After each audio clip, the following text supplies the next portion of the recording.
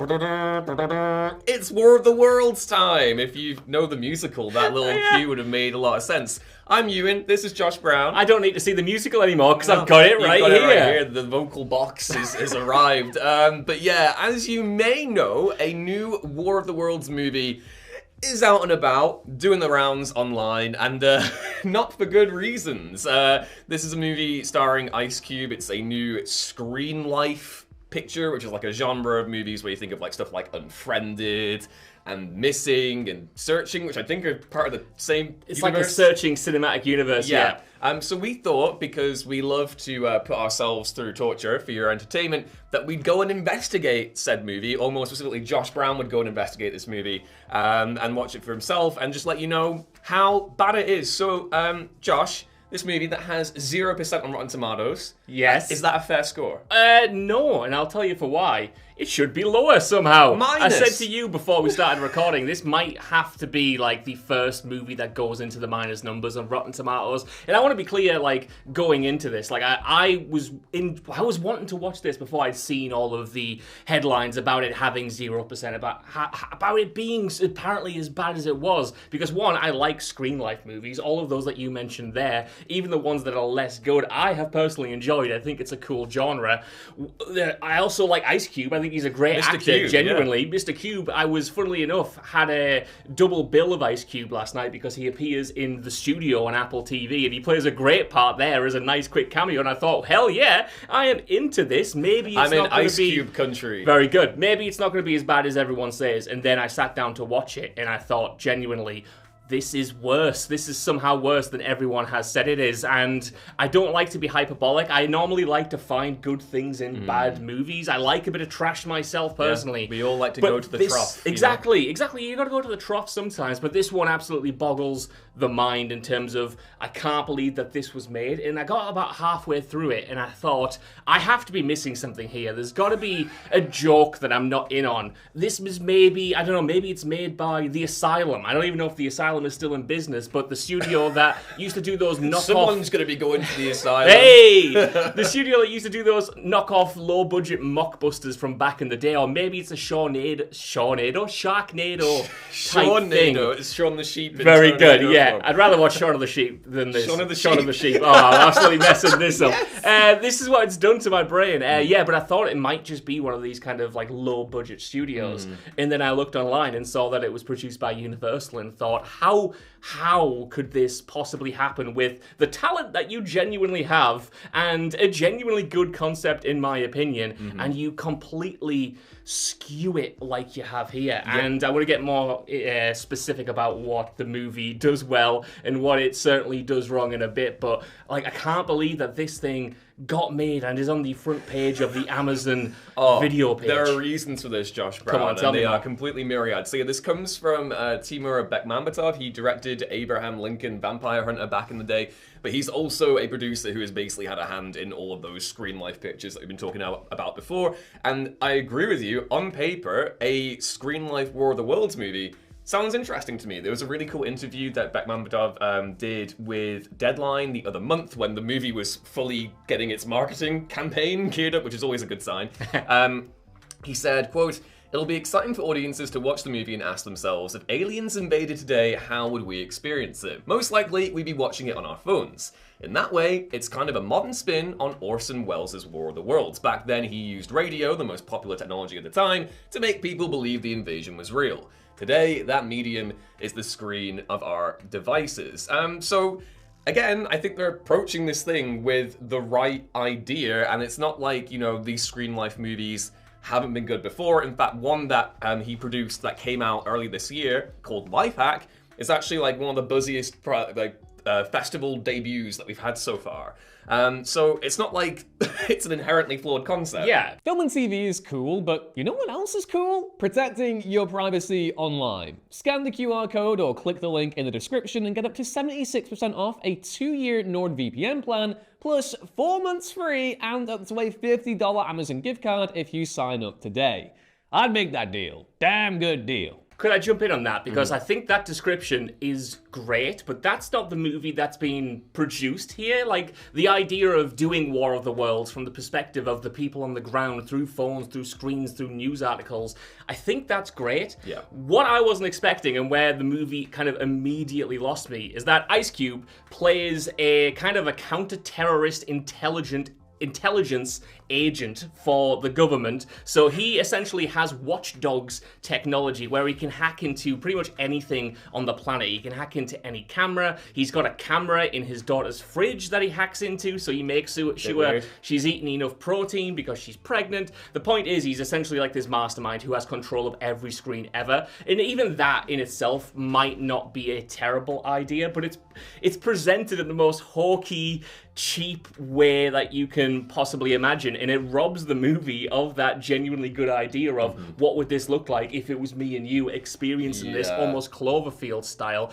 for a gimmick and a central framing device that truthfully kind of betrays the screen life framing generally. Like, yes, you are focused on his computer screen or his phone for the majority of the runtime, but it is kind of astounding to me how many times the movie just says that's not important, and then we cut into a close-up that is just full screen footage of really poorly lit and low quality close-ups like the one you're seeing here. So it's like, it's trying to do screen life, but it's not doing it in an interesting way. And what you end up with ultimately, I think, is a movie designed for vertical screens. And this is my conspiracy theory. I don't know if this is absolutely correct, but every single time they cut to footage like this, it is so up close, it is so zoomed in, where you only need the middle of the screen to understand what's going on. And in other screen life movies, that's not necessarily the case. Like, there are zooms around, there are, pans towards different parts of the screen, but for the most part, the joy is having all of this information, having different windows. This, if something important is happening, will cut right in, and you will get a character right in the middle of the screen, or you'll get some text right in the middle of the screen. And it makes me think, despite releasing on Amazon, is this designed to be like watched on TikTok or watched on Reels, where you aren't going to miss any information if you have just a vertical image like this, and you're kind of experiencing it that way? That is my conspiracy theory, because otherwise I wouldn't know why you make it screen life to begin with if you're constantly just going to have footage that, again, looks like this that I'm pointing to right now. I mean, it makes sense because that has been a running theory with a lot of streaming productions over the years, and more recently the last couple years, regarding that whole, it's easier, most people are getting their marketing now via vertical, so it makes sense to kind of have really dull, basic cinematography where you aren't doing anything interesting with the image. And obviously in this movie's case, when it does get to the aliens, they look really janky and crappy, and there's all sorts of hilarious product placement as well. So like, I think the most egregious recent product placement movie, even though the movie came out 10 years ago, is probably the first Jurassic World. Yeah. Very distinct memories of like Mercedes-Benz being like shown in your face over and over again, and the whole, I'm Chris Pratt and I'm having a nice cold bottle of Coke. There's a hilarious Amazon Prime moment in here, which, do you want to explain? You know what? The Amazon Prime moment is good, but let me tell you about the Tesla moment that happens earlier on that I couldn't believe, because to me, this is where the product placement just kind of like was in my face the most, and I was like, is this going to set a precedent going forward? And surprisingly, it did. So you have this situation where Ice Cube's daughter has been in the attack by the tripods, and like I said, she's pregnant, but she's got essentially a steel rod in her thigh. And Ice Cube cannot escape that his own department, because despite having access to all of these controls and all of these cameras and all of this technology, he unfortunately doesn't have the clearance to exit the office that he's in because all the doors are locked. So he says, right, what can I do now? And he kind of hacks into the cameras that are around his daughter, and he says, there's a Tesla. So you go into the Tesla autopilot, and essentially you watch as the stunning technology of a Tesla automatic driving car can get this character from the scene of an alien invasion to safety, so she can be saved. And he hacks into all of the different features that the Tesla has. Oh my god! And I was just, you see the Tesla logo, and I was like, a bit of like dialogue wow, in there being like, okay. wow, does that release that natural oak pine scent as well? Like, oh my god, that's so bad. Yeah. And I've got to assume that that's something that's been integrated in its long gestating post-production process. For those who don't know, this movie was actually packaged and shot over a few months at the back end of 2020 but has been resting in Universal's cupboard of doom or drawer of doom, whatever place in your house has all the bits of, you know, random tat that it's just kind of like, oh, some cables, I might need them at some point. It's basically been lying there for a while. The same thing happened to the Anthony Ramos starring Long Distance last year. Yes. That was also shot at the back end of the pandemic. Got kind of, you know, just laid around for that long, and then finally came out. And there was a really good write-up from The Guardian about this, actually. So, talking about, like, the...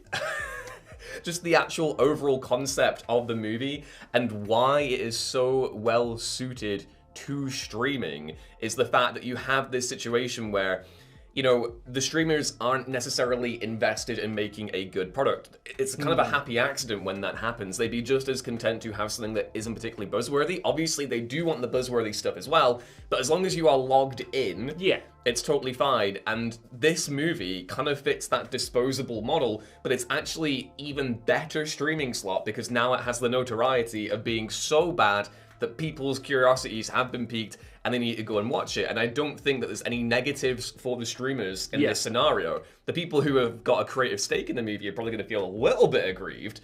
But overall, this is like a huge win for Amazon because it's a case of we're all talking about it right now. The engagement's being driven up. We're all talking about the hilarious product placement, everything else in between. And it's not like they care about being a serious platform for creators anyway. It's a case of like, well, you logged onto the app and you watched a little bit of it and then maybe you watched something else while you were here. So that's the main thing, really. And yeah, I mean, I'm actually kind of glad that rather than being something that's a complete nothing burger, like The Grey Man or The Electric State or something, sorry, Russo brothers, you're catching strays here, that this actually went out on a limb and dared to be so bad. It did. I'm kind of happy about that. That's it, right? Like, there's so much more stock in this being a 0% Rotten Tomatoes movie than a 50% one that nobody bothers with. Like, it is genuinely a great time to watch. Like, I do not really regret watching it, but, like, it is just kind of, like, shocking in its production in a way that I haven't seen from even a major streaming release in a while, because, like you said, even those more forgettable or outright bad movies, you can tell have had enough money and resources pumped into them so that they're not outright, like, offensively bad. Whereas this, like you mentioned, you can take one look at the CGI and realize just kind of how cheaply it was made. You can look at, and I hate to say it because I like the guy as an actor, but you look at some of Ice Cube's Mr. Cube's reactions to an actual alien invasion that are happening, and you think, did you have the script? Like, what direction were you given? Like, what are you supposed to be reacting to now? Because this does not match up with what we're seeing on the actual screens that you're supposedly watching. I've got to assume that again, that is a COVID limitation because this film would have been shot and directed remotely. It's kind of like very easy to do that way. But the interesting thing again is that the reason why we're getting more of these kind of like COVID hangover movies is because the studios really rushed in to make sure that they had things on their slate, on the production pipeline, back during the peak of the pandemic, where the future was very uncertain. But it's weird because, again, I think if you're a studio and you're worried that this thing's going to bomb, and I guess it makes sense if you're Universal to kind of wipe your hands of it and just do a streaming deal. But this would have probably had, even though it's as bad as it is, more cultural cachet if they just stuck to like a 2021 release, for instance. Which definitely. Again, you know, 2021 we were getting movies like Spider-Man No Way Home and stuff like that. So the contrast would have been huge. But I think maybe people would have been slightly more forgiving. But that is the context for why it looks the way it does, why it feels so disjointed and weird. It is genuinely just because at one point in time the studios were like, hey, we don't know what's going on anymore. We need to make something. And they were like, okay, let's do this. And that's why we have this right now. And we're all the better for it, I think. We actually are. Go watch it. It's great.